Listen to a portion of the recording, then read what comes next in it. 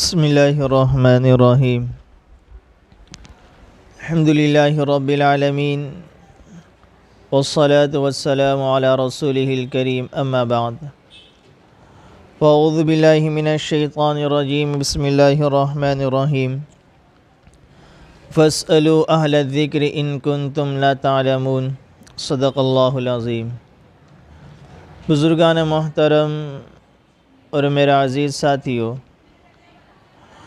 گزشتہ کی مجلس میں سجدہ سہو کے معنی، سجدہ سہو کی تعریف، اس کا حکم اور اس کے اصول بیان کیے گئے تھے۔ آج کی مجلس میں سجدہ سہو کے جزئیات اور اس کے کچھ فروعی مسائل کو آپ کے سامنے بیان کیا جائے گا۔ گزشتہ کی مجلس میں یہ بات بتائی تھی کہ سورہ فاتحہ میں جو غلطیاں، کن کن صورتوں میں غلطیاں ہو جائے تو کن کن صورتوں میں سجدہ سہو واجب ہوتا ہے۔ اسی طریقے سے فرض نماز کی پہلی 2 رکعت میں اور واجب سنت نوافل کے ہر رکعت میں سورت کو ملانا واجب ہے۔ اب اگر کوئی شخص فرض نماز کی پہلی 2 رکعت میں سورت کو ملانا بھول گیا، تب وہ فرض نماز کی آخری 2 رکعت میں سورت کو ملائے گا، یا فرض نماز کی پہلی رکعت میں 2 رکعت میں سے 1 رکعت میں اس نے سورت کو ملانا بھول گیا تو نماز کے آخر سے پہلے وہ آخری 2 رکعت میں سورت کو ملا لے گا اور سجدہ سہو کر لے گا۔ مثال کے طور پر عشاء کی نماز پڑھ رہے ہیں، پہلی رکعت میں سورہ فاتحہ بھی پڑھی، سورت کو بھی ملایا، اور دوسری رکعت میں سورہ فاتحہ پڑھی اور سورت ملائے بغیر وہ رکوع میں چلا گیا۔ پھر اس کو تیسری رکعت میں یا چوتھی رکعت میں یاد آیا میں نے دوسری رکعت میں تو صرف سورہ فاتحہ پڑھی تھی، تو اب یہ تیسری رکعت میں سورہ فاتحہ کے ساتھ سورت کو ملائے گا اور آخر میں سجدہ سہو کر لے گا۔ اور اگر یہی دونوں صورتوں میں، دونوں رکعت میں یہ مسئلہ پیش آئے کہ پہلی رکعت میں بھی صرف سورہ فاتحہ پڑھی، دوسری رکعت میں بھی صرف سورہ فاتحہ پڑھی اور رکوع میں چلا گیا، پھر اس کو تیسری رکعت میں یاد آیا کہ میں نے پہلی اور دوسری رکعت میں تو سورہ فاتحہ ہی پڑھی، سورت کو ملایا نہیں، تو اب تیسری اور چوتھی رکعت میں ضم سورہ کر لے گا، سورت کو ملا لے گا، آخر میں سجدہ سہو کر لے گا۔ ایک صورت یہ ہے کہ وہ تیسری چوتھی رکعت میں بھی بھول گیا کہ مجھے سورت کو ملانا تھا، کہ پہلی رکعت میں سورت کو پڑھا، سورت کو ملایا، دوسری رکعت میں سورت ملانا بھول گیا، تیسری میں بھی بھول گیا، چوتھی میں بھی بھول گیا، اور چوتھی رکعت کے رکوع کے میں یا رکوع کے بعد سلام پھیرنے سے پہلے سجدے میں اس کو یاد آئے کہ میں نے تو سورت کو ملایا ہی نہیں، تو اب یہ آخر میں سجدہ سہو کر لے گا، اس کی نماز ہو جائے گی، کیونکہ نفس قرات جو فرض ہے وہ تو فرض ادا ہو گیا، لیکن ضم سورت جو سورت کو ملانا واجب تھا وہ ترک ہو گیا تھا، تو آخر میں وہ سجدہ سہو کر لے گا، نماز ہو جائے گی۔ اسی طریقے سے فرض نماز میں امام کے لیے جہری نماز میں جہر کرنا اور سری نماز میں سر کرنا یہ واجب ہے، یعنی وہ نمازیں جن میں زور سے قرات ہوتی ہے، فجر کی نماز، مغرب کی، عشاء کی، ان میں زور سے قرات کرنا امام کے لیے واجب، اور ظہر اور عصر میں آہستہ قرات کرنا واجب۔ اب اگر اس کے برعکس ہو گیا، یہ امام کے لیے منفرد اکیلا نماز پڑھنے والا ہے، اس کے لیے مسئلہ نہیں ہے، وہ چاہے تو سر بھی کر سکتا ہے اور جہر بھی، دونوں اس کو اختیار ہے۔ امام ہے، اگر وہ جہر میں یا سر میں اس سے غلطی ہو گئی کہ جہری نماز میں سر کر دیا یا سری نماز میں جہری کر دیا، تو اب اس صورت میں سجدہ سہو آئے گا۔ مثال کے طور پر ظہر کی نماز ہے، ظہر کی نماز میں اس نے زور سے قرات کرنا شروع کر دیا، اب اس کی مقدار بھی فقہاء کرام نے بیان کی کہ اتنی مقدار جس سے نماز صحیح ہو جاتی ہے، جو 1 آیت جو چھوٹی 3 آیت کے بقدر ہو یا 3 چھوٹی آیت کے بقدر جہراً اس نے زور سے قرات کر دی، تو اب اس صورت میں آخر میں اس کو سجدہ سہو کرنا پڑے گا۔ اب یہاں سے یاد آ جائے یا عشاء کی نماز ہے، مغرب کی نماز ہے، امام بھول گیا کہ مجھے زور سے قرات کرنی، آہستہ سے قرات کرنے لگا، پیچھے کسی کے لقمہ دینے سے پھر اس کو یاد آیا تو پھر اب زور سے قرات کرنے لگ جائے گا۔ ایسے ہی ہمارے ایک بزرگ تھے، وہ ان کا انتقال بھی ہو گیا، انہوں نے ایک واقعہ مجھے سنایا تھا۔ وہ کہہ رہے تھے ہمارا بچپن، ان کے بچپن کا واقعہ انہوں نے بتایا کہ مسجد حرا میں ایک مرتبہ ظہر کی نماز یا عصر کی نماز تھی، بہت پرانی مسجد تھی، برسوں پرانی بات ہے، وہ بزرگ کا بھی انتقال ہو گیا، بڑے میاں کا۔ وہ کہہ رہے تھے کہ مسجد حرا میں یہ سری نماز میں امام نے زور سے قرات شروع کر دی، اب پیچھے مقتدی پریشان کہ امام کو روکنا کیسے، تو ایک مقتدی نے لقمہ دیا، خاموش کر کے، تو امام صاحب پھر خاموش ہو گئے۔ تو یہاں ہمیں یہ مسئلہ بھی سمجھنا چاہیے کہ اگر امام کوئی غلطی کرتا ہے تو امام کو کس انداز سے لقمہ دینا چاہیے۔ فقہاء کرام نے بیان کیا کہ سبحان اللہ کا لفظ بولنا چاہیے، اللہ تعالیٰ کی ذات پاک ہے اور عیب سے۔ اگر وہ اس طرح کی کوئی رکن میں غلطی کرتا ہے تو سبحان اللہ کہا جائے، نہ کہ اس طرح کے الفاظ بولے، یا وہ بیٹھ گیا تو اس کو کھڑے ہونے کے لیے اللہ اکبر کی تکبیر کا لفظ بولا جائے، نہیں، بلکہ اگر تیسری رکعت میں کھڑا ہونا تھا، تیسری رکعت میں بیٹھ گیا امام، تو اس کو اللہ اکبر کا لقمہ نہیں دیں گے بلکہ سبحان اللہ کہا جائے گا، یہ لقمہ دینے کا طریقہ۔ تو ایک مسئلہ تو یہ بتایا قرات کے متعلق۔ اسی طریقے سے ہر رکعت میں، ہر نماز میں سجدے فرض ہے، لیکن ایک سجدے کے بعد فوراً دوسرا سجدہ کرنا یہ ترتیب واجب ہے۔ اب اگر کوئی شخص 2 رکعت نماز پڑھنے کی اس نے نیت باندھی تو 2 رکعت میں 4 سجدے ہوتے ہیں، تو 2 رکعت میں 4 سجدے اس پر فرض ہے۔ اگر اس نے ایک سجدہ چھوڑ دیا، پوری نماز میں ادائی نہیں کیا، 3 ہی سجدے کیے، تو اس کی نماز فاسد ہو جائے گی۔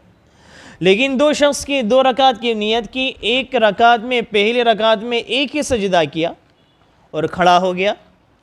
اس کو دوسری رکعت میں یاد آیا کہ بھئی میں نے پہلی رکعت میں تو ایک ہی سجدہ کیا تھا، اب یہ دوسری رکعت میں 3 سجدے کر لے گا، پہلی سجدے کا بھی قضا کر لے گا، 3 سجدے کرے گا دوسری رکعت میں، اور آخر میں سجدہ سہو کر لے گا۔ اب 2 رکعت میں 4 سجدے فرض تھے تو چاروں تو ادا ہو گئے، لیکن ایک سجدے کے بعد فوراً دوسرا سجدہ کرنا یہ ترتیب واجب تھی، تو یہ واجب ترک ہو گئی، ورنہ فرض تو ادا ہو گیا، جو ترتیب چھوٹ گئی اس کی وجہ سے آخر میں سجدہ سہو کر لے گا، نماز ادا ہو جائے گی۔ اسی طریقے سے قاعدہ اولیٰ یہ واجب۔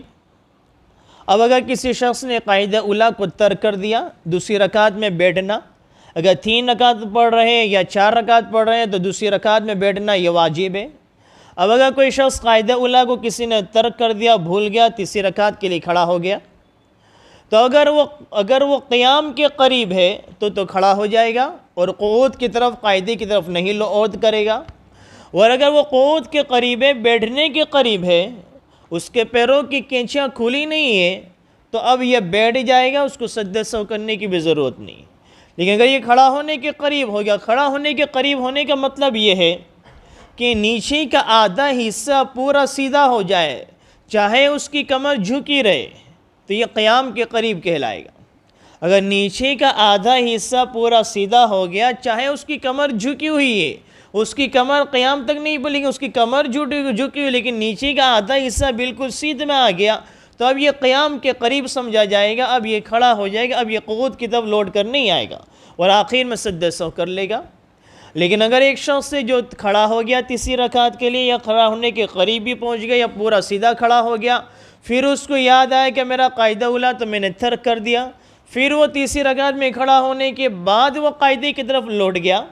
اس نے تشہد پڑھی، تو اس کا یہ عمل برا کہلائے گا، کہ اس کا یہ عمل غلط ہے، برا ہے، گنہگار ہوگا، اور آخر میں سجدہ سہو کر لے گا، اس کی نماز ہو جائے گی۔ ایسے ہی قاعدے میں تشہد پڑھنا، چاہے قاعدہ اولیٰ ہو یا قاعدہ اخیرہ ہو، فرض نماز ہو، سنت ہو، واجب ہو، نوافل ہو، ہر نماز میں تشہد پڑھنا واجب، مکمل تشہد پڑھنا۔ اب اگر کوئی شخص تشہد پڑھنا بھول گیا، اس نے ترک کر دی، تو سجدہ سہو واجب ہوگا۔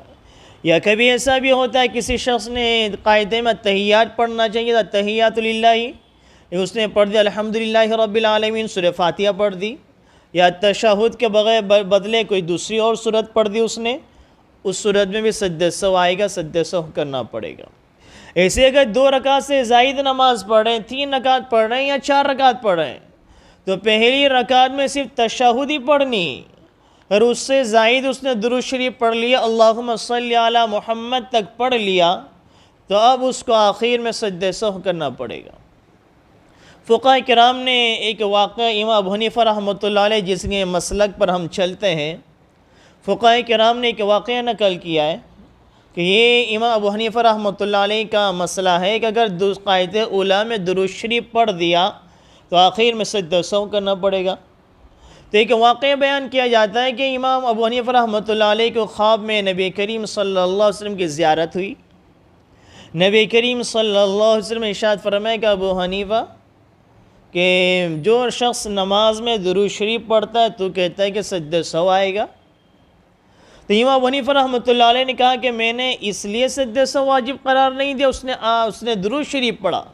بلکہ اس نے انجان میں درود شریف پڑھا، غفلت کی حالت میں درود شریف پڑھا، جو وہاں پڑھنا نہیں تھا، اس نے غفلت کی حالت میں درود شریف پڑھا، اس لیے میرا مسلک یہ کہ اس پر آخر میں سجدہ سہو ہے کہ اس سے غلطی واقع ہوئی۔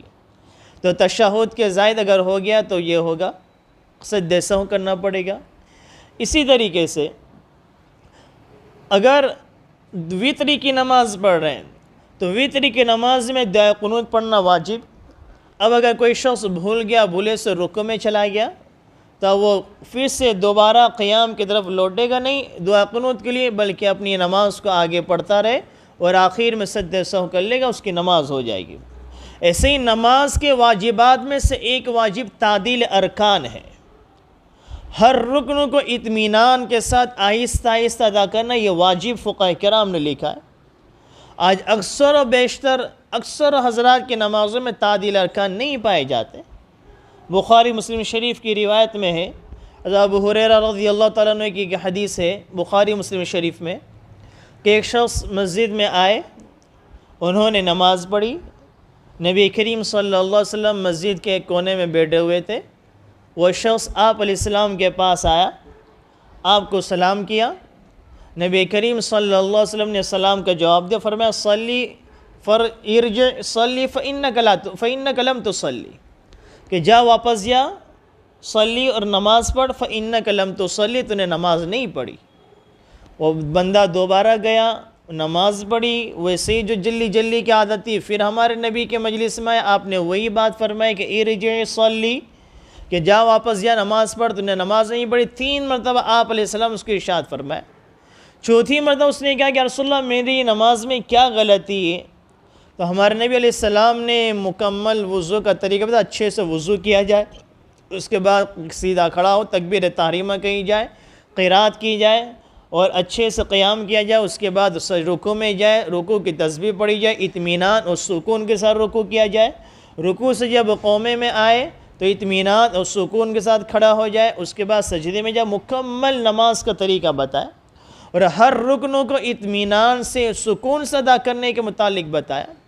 تو گویا اس شخص نے اپنی نماز میں تعدیل ارکان کو وہ ترک کر رہا تھا، ہر رکنوں کو اطمینان سے ادا کرنے کو چھوڑ رہا تھا۔ ہمارا نبی نے اس کے بارے میں فرمایا کہ تو نے نماز ہی نہیں پڑھی، جا کے نماز پڑھ۔ اب ہم اپنی نمازوں کا جائزہ لیں کہ ہماری نمازوں میں تعدیل ارکان کی کیفیت کیا ہوتی ہے۔ علماء کرام نے لکھا ہے کہ ہر رکن اپنے اعضاء بالکل سکون پالے، اس کو تعدیل ارکان کہتے ہیں، کہ انسان سجدے میں سے بیٹھا جلسے میں اور اس کے ہر رکن کو اطمینان مل گیا، ایک مرتبہ سبحان اللہ کے وقت اس کی ادنا مقدار لکھی ہوئی ہے کہ اس کو اعضاء کو پورا سکون مل جائے، پھر وہ دوسرے سجدے میں جائے۔ یہ نہیں کہ سجدے سے اٹھا، سجدے میں بیٹھا اور پورا صحیح سے بیٹھا بھی نہیں تھا کہ دوسرے سجدے میں چلا گیا، یہ تعدیل ارکان کا ترک ہوتا ہے۔ تو ان صورتوں میں اس کی نماز کا واجب کو ترک کرنے والوں کا نماز ناقص اس کی ادا ہو رہی ہے۔ ایسے سجدہ سہو کرنے کا طریقہ کیا ہے؟ تو سجدہ سہو کرنے کا طریقہ یہ ہے کہ ایک مشہور معروف جو طریقہ ہے کہ آخری قاعدے میں اتحیات پڑھ کر ایک طرف سلام پھیرنا ہے اور 2 سجدے کریں گے، اور 2 سجدے کے بعد پھر سے قاعدے میں بیٹھیں گے، اتحیات پڑھیں گے، درود شریف پڑھنا ہے، دعائے معصورہ پڑھنا ہے، دونوں طرف سلام پھیرنا ہے۔ اب اگر ایک شخص وہ ہے جس کی نماز میں سجدہ سہو واجب ہوا تھا، اس نے اتحیات پڑھ لی، درود شریف بھی پڑھ لیا، دعائے معصورہ پڑھ لیا، اس کو بھول ہی گیا کہ مجھے سجدہ سہو کرنا ہے، اب دعائے معصورہ پڑھنے کے بعد اس کو یاد آیا، تو اب بھی وہ کیا کرے گا؟ ایک طرف سلام پھیر لے گا، 2 سجدے کر لے گا، پھر وہ قاعدے میں بیٹھے گا، پھر ان تینوں چیزوں کو پڑھ لے اور اس کے سلام کو دونوں طرف پھیر دے، اس کی نماز ادا ہو جائے گی۔ ایسے ایک آخری مسئلہ بتا دوں کہ اگر کوئی مقتدی جو امام کے پیچھے نماز پڑھ رہا ہے، اگر امام کی نماز میں سہو ہوا، غلط ہوئی، اب اس کی رکعت باقی ہے تو اس نے بھی امام کے ساتھ سجدہ سہو کیا۔ اب مثال کے طور پر اس کے ایک رکعت باقی تھی، اب وہ اپنی ایک رکعت پوری کرنے کے لیے کھڑا ہوا، اور وہ نماز وہ ہے کہ وہ تیسری رکعت جو اس کی تھی اس کے ساتھ اس تیسری رکعت میں امام کے ساتھ سجدہ سہو کر چکا تھا۔ اب اس کی ایک رکعت باقی یا دو رکعت باقی ہے، وہ اپنی مکمل رکعت کو پوری کرنے کے لیے کھڑا ہوا۔ اب اس اپنی جو انفرادی جو رکعت ادا کرا اس میں کوئی غلطی چلی گئی، اور ایسی غلطی گئی جس پر اس کی نماز میں سجدہ سہو آ رہا ہے، تو وہ جو سجدہ سہو اس نے امام کے ساتھ کیا تھا وہ اس کے لیے کافی نہیں ہوگا، کیونکہ اب یہ اکیلا ہو گیا۔ اب اگر کوئی غلطی اس نے کری تو اس کو آخری رکعت میں اور اس غلطی کی وجہ سے سجدہ سہو کرنا پڑے گا، تب جائے کہ اس کی نماز مکمل ہوگی۔ اللہ تعالی ہم سب کو جو کچھ کہا گیا اس پر صحیح طور پر عمل کرنے کی توفیق عطا فرمائے، آمین۔ وما علینا الا البلاغ۔